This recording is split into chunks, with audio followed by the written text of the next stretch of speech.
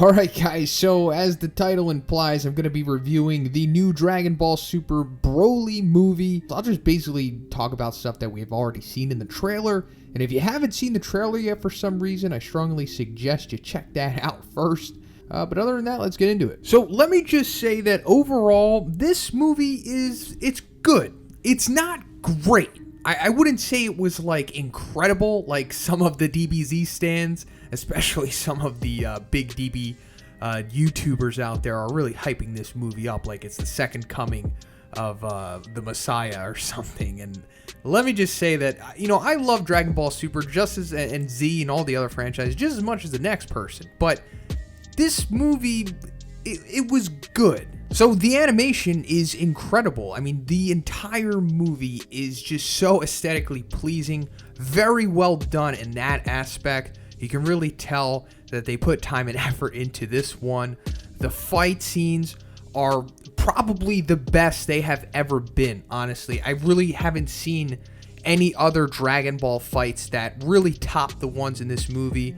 I'm talking about the show, anything from the OVAs, all of the movies, Battle of Gods, Resurrection F, anything really. This is, I think, by far the best. I mean, this is so good that it's like surpassing a lot of the other battle animes out there that we have seen, movies, all that stuff. This is really high quality stuff. I'm actually really impressed with how well these fight scenes were done. But outside of that, this is just typical Dragon Ball stuff. Like, the writing is kind of clunky. The story doesn't really go too deep below the surface. The motivations are a little odd. But I'm not crapping on it here. Like I'm just saying, it's typical Dragon Ball stuff. Like, these elements of it were never really that strong to begin with. That is why it is so popular, of course, because it is so easily accessible. I like to liken it to like pop music. Anybody can really get on board with Dragon Ball. It's not really that difficult to get into. You see, oh, this guy's super powerful, that guy's super powerful. Oh, we've got some funny moments and they fight.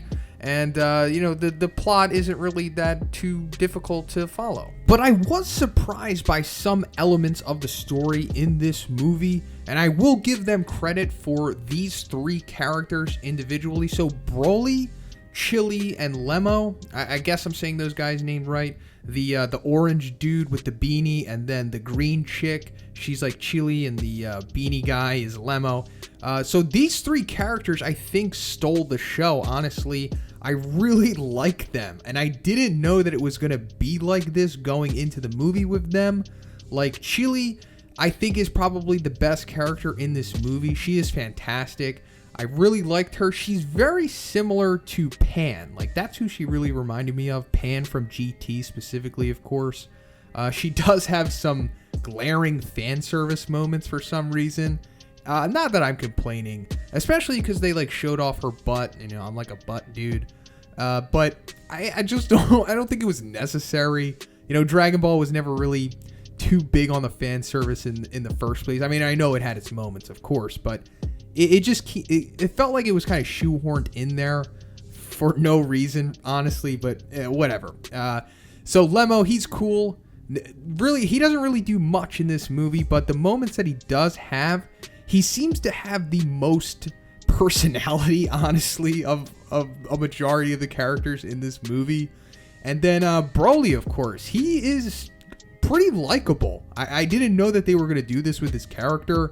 If you're familiar with the OG Broly, he has nothing. He has no character. He's just a huge guy who was angry at Goku as a baby, and he's just a pure psychopath, and that's it. This Broly, completely different. Like, it is night and day, the difference between these two.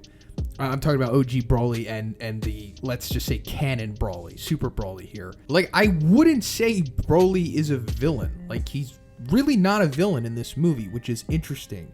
Of course, we see in the trailer that he does appear to be a villain, but the story plays out much differently than that. Also, Broly has like a save the cat moment, if you're familiar with that term. He has one of those in this movie. And also, he kind of has like a I don't know, like a meet cute almost with Chili, and they have like this connection all throughout the movie. I don't know if you've been on the Dragon Ball Super side of Twitter lately, but you've seen like a lot of fan art and just a lot of images of Broly with Chili, and I was like, what is going on with this? And after watching the movie, I'm like, oh, I totally get it now. But outside of that, the beginning of this movie, I think, is pretty good too. And I'm talking about the cold open specifically. It shows us the history of Planet Vegeta and how Frieza came to meet them and whatnot. And honestly, this was like a little too late, honestly. This is something that could have been in like Dragon Ball Z, like originally. And I think it really would have strengthened it a lot. This movie shows glimpses of the potential of Dragon Ball in general, I'll say. Not entirely, of course, but like the cold open, I think if there was more scenes like that gave more depth to the universe of Dragon Ball, it would really strengthen it overall. But like I said before, it doesn't really need it because it already has the audience. It wants to have as much mass appeal as possible. So if it really did go deep in its plot, like let's just say One Piece or something, it definitely wouldn't have the popularity that it has right now. Like I said, it's really easy to understand. So going too deep below the surface would kind of hurt it. I mean, it would help fans like me.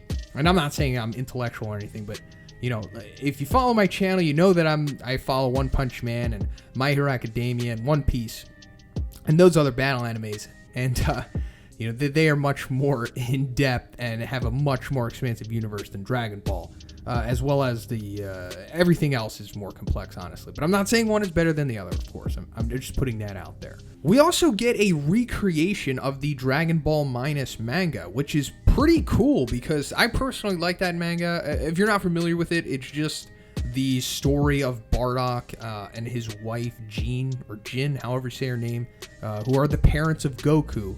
And it shows like why they sent Goku to Earth and what they were doing before that and whatnot. And, you know, like the comparison between Goku and Superman was always there.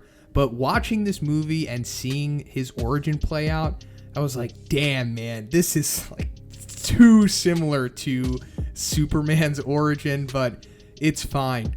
But another thing that this does is it really humanizes the Saiyans, which I don't think Z really did that much, I'll say, because when we see Frieza destroy Planet Vegeta in the original Dragon Ball Z, like the only emotional tie that we have, I guess, is to Bardock. Like when we see him like go up in the death ball, we're like, oh, okay, that sucks, Bardock died.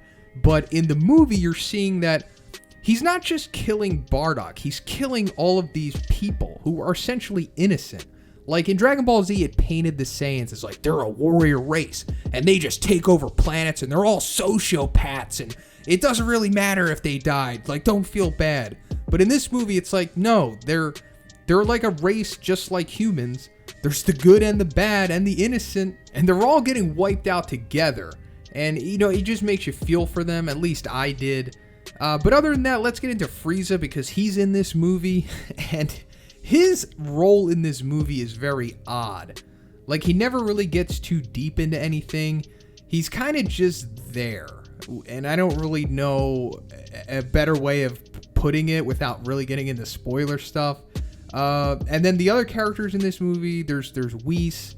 Beerus has like 2 minutes of screen time. Piccolo. Yeah, Piccolo's in this movie, oddly enough. And Piccolo's presence kind of just shows you that the power scale in Dragon Ball has come so far that Piccolo isn't even like a support fighter anymore. Like, he's so useless that he is just like a support cheerleader at this point. And I'm not talking crap on Piccolo, you know, he's a great character, but I don't know, it just kind of shows that they're writing themselves into a corner with making these characters so powerful and not really spreading it out to the other ones. When I'm talking about Goku and Vegeta, they're just getting the share of the power, which has kind of been the issue with Dragon Ball since the beginning. And then, as I'm sure you saw in the trailer, they revealed that Gogeta is in this movie, and yeah, Gogeta is friggin' awesome. The moments that he has are great. They did it extremely well. No problems there.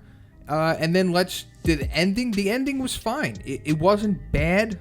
The things that lead up to the ending are like so typical Dragon Ball. Like, don't really expect like a super satisfying payoff here. Dragon Ball, they have very rough landings, I'll say, with their endings. Some are good, some are great, and then some are just like, whatever, man. And this is kind of like somewhere in between all of that. Like, it's not bad, it's fine. But just the ending overall, it's pretty cool, and it does give hope for a future series after this. I don't really know where that is going, but the ending certainly, like I said, gives hope to that. So overall, this movie was good, like I said in the very beginning, and I would say it is worth your time watching it, but there are some moments where it drags a little bit, specifically after the cold opening. It's almost like a filler scene, honestly, and it lasts for like 10 minutes. And then after that, don't expect the first real fight in this movie until 50 minutes in. And this is like a movie that's it's about an hour and 35 minutes. I think the official runtime is 100 minutes, but overall it's about an hour and 35 minutes. And like I said, 50 minutes is the very first like serious fight scene. So there's like a lot of build up, some mild character development, I'll say, but other than that, it was fine, and I think it is definitely worth watching, especially just for the animation and the fight scenes alone. They're incredible.